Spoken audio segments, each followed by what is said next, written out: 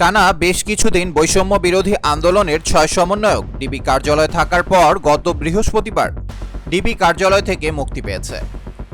মুক্ত হবার পর থেকে শুরু হয় নানা জল্পনা কল্পনা, বেরিয়ে আসে নানা অজানা তথ্য।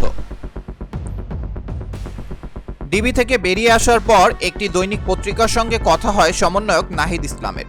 তিনি বলেন, এই মুহূর্তে শারীরিক ও মানসিক অবস্থা ভালো নয়, বাসায় ফিরে স্যালাইন নিয়েছি, একটু সুস্থ হলে 6 জন মিলে বসে সব কথা ক্লিয়ার করে বলবো।